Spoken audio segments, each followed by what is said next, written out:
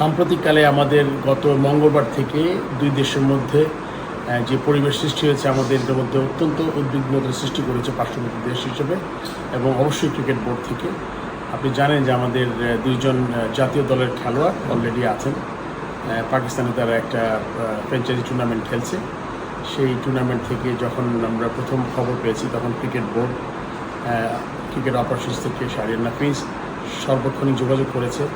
আমি আমার ব্যক্তিগত উদ্যোগে আমি পিএসএল সিওর সাথে যোগাযোগ করেছি, ফোনে কথা বলেছি, আমি পিসিবি প্রেসিডেন্টকেও মেসেজ পাঠিয়েছি সাম্প্রতিক সময়ে। আমরা কনস্ট্যান্ট আমরা তাদের সাথে যোগাযোগের মধ্যে ছিলাম।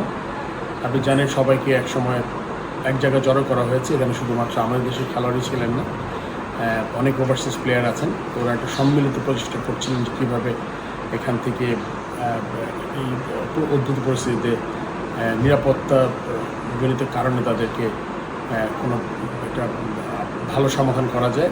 সেই প্রেক্ষিতে আমরা একটা গতকাল মিটিং হয়েছে এবং মিটিংয়ের পরে ডিসিশন হয়েছে আজকে কোনো এক সময় একটা তারা চেষ্টা করবে যাতে সব খেলোয়াড়কে এখান থেকে নিরাপদ জায়গায় সরিয়ে নেওয়া যায়।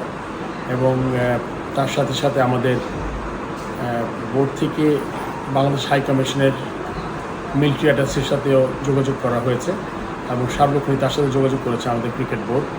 তো সব মিলিয়ে এবং তার সাথে আপনারা জানেন যে আমাদের এখানে দুজন ক্রীড়া সাংবাদিক আছেন, আমি দুজনের সাথে কথা বলেছি এবং আমি ওনাদের দুজনের নামই ক্রিকেট বোর্ড থেকে বলেছি ওই যখনই তারা একসাথে যাবেন তখন যাতে তার নাম দুটো উল্লেখ করা হয়, কেননা তারা পেশাগত দায়িত্ব পালনে গেছেন এবং এটা আমাদের মনে করি ক্রিকেট বোর্ড মনে করে আমাদের এখানে একটা দায়িত্ব আছে।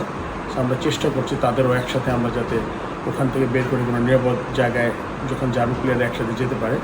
তো এটা আসলে এই উদ্যোগটা আমরা কনস্ট্যান্ট গত 3 দিন বুধবার, বৃহস্পতিবার এবং আজকে শুক্রবার, এই 3 দিন আমরা সারাক্ষণই যোগাযোগ করার চেষ্টা করেছি এবং একটা বোধহয় খুব শীঘ্রই একটা সমাধানে আসবে পাকিস্তান ক্রিকেট বোর্ড এবং আজকে বিকালের মধ্যে একটা ডিসিশন হবে এবং তারা হয়তো বা তাদের অন্যত্র সরিয়ে নেওয়ার চিন্তা ভাবনা করছে এবং অবশ্যই যাদের নিরাপদভাবে যদি নিয়ে যেতে পারে এই জন্য সব ধরনের চেষ্টা করবে তারা, এটি আমি জানতে পেরেছি। সো এই ব্যাপারটা আমার মনে হয় যে বোর্ড সভাপতি হিসাবে প্রথম থেকেই টপ প্রায়োরিটি দিয়েছি আমি। এই টপ প্রায়োরিটি দেওয়ার কারণেই আমি তাদের সাথে ব্যক্তিগতভাবে বোর্ড থেকে যোগাযোগ করেছি, ব্যক্তিগত আমিও উদ্যোগ নিয়েছি এবং আমি আশা করি এটার একটা সুন্দর সমাধান হবে এবং আমি আশা করব সবাই নিরাপদে থাকতে পারে।